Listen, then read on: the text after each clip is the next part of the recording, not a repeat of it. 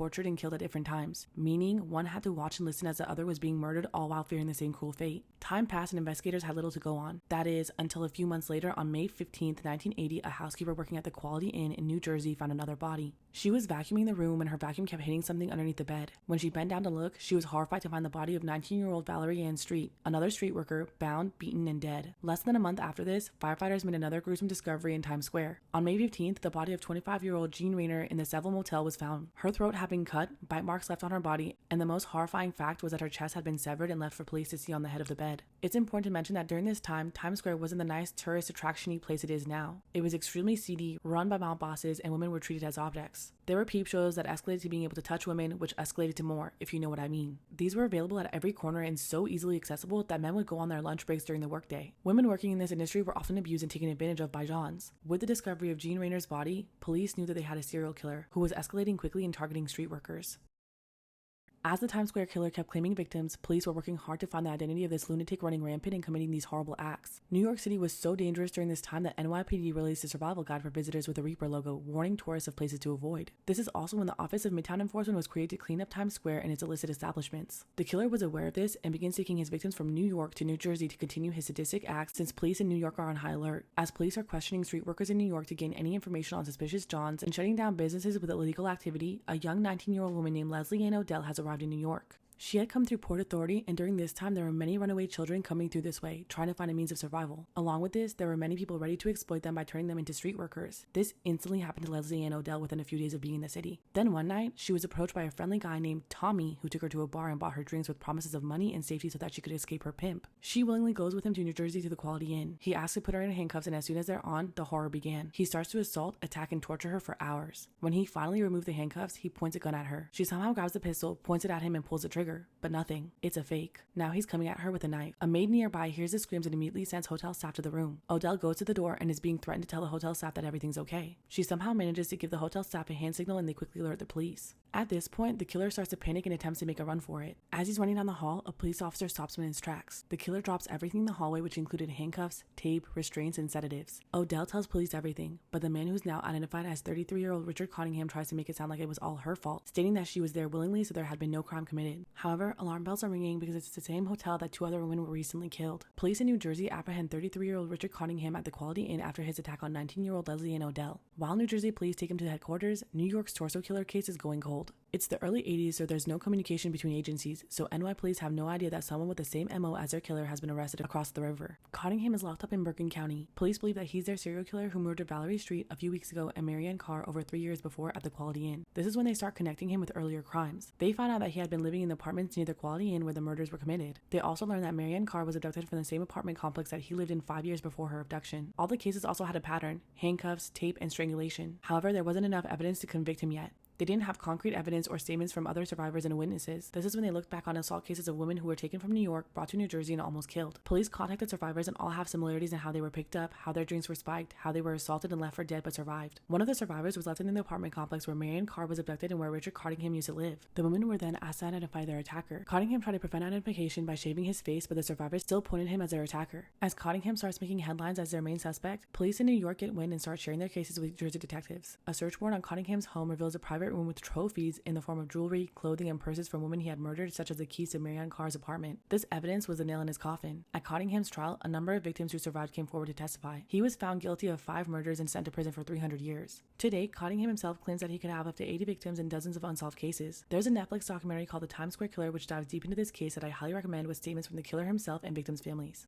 Story time about why I hate my brother's girlfriend. So a little background information, I was 14 years old and had just started my freshman year of high school, and my brother and his girlfriend were both seniors. And we're gonna call his girlfriend Riley. Now, Riley and my brother started dating in the middle of the summer, and you would think since they just started dating and basically just met each other that I wouldn't know her that well. But literally 2 days after they started dating, she started spending every single day at my house. I'm being serious, like she had a whole duffel bag that had basically her closet in it. But that wasn't the problem. So in the summertime, my parents would plan a lot of family activities, and since they were called family activities, his girlfriend wasn't allowed to go. I mean, I think she would have been allowed to go, but she was also really disrespectful to my mom. So after one of our family days, my parents asked my brother if Riley would be joining us for dinner, and he just ignored them and went up to his room. And my room's right next to his, so I could hear everything. And Riley called him like for part 2.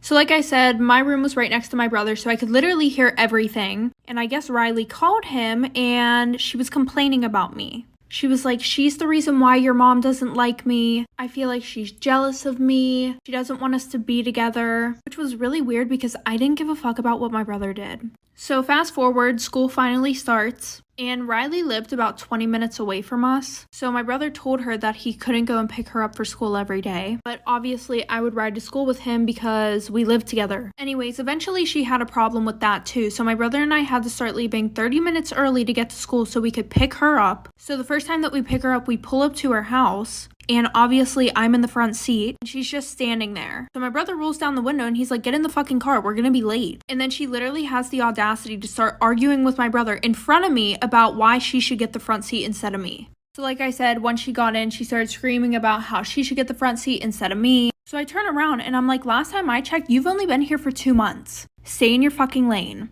And then she starts crying because she's like, oh my god, your sister's so mean to me. Like, I just feel like I should have more respect as his girlfriend. So fast forward to the weekend, my mom said that she needs to have a talk with me. And she's like, honey, I know you may not like your brother's girlfriend, but you have to stop being mean to her. And I'm like, what are you talking about? I've only had one conversation with her in the last week, and that was to tell her to stay in her fucking lane. And then I told her about everything going on. So she calls my brother down to ask him if it's true. And my brother was pretty pissed off at me, but he wouldn't lie. So my mom said that she was not allowed over the house anymore, and that he wasn't allowed to go pick her up from school until I got my license. So that just caused more problems between her and my brother, so he broke up with her. And then she started spreading rumors that she broke up with him because there was something weird going on between him and I.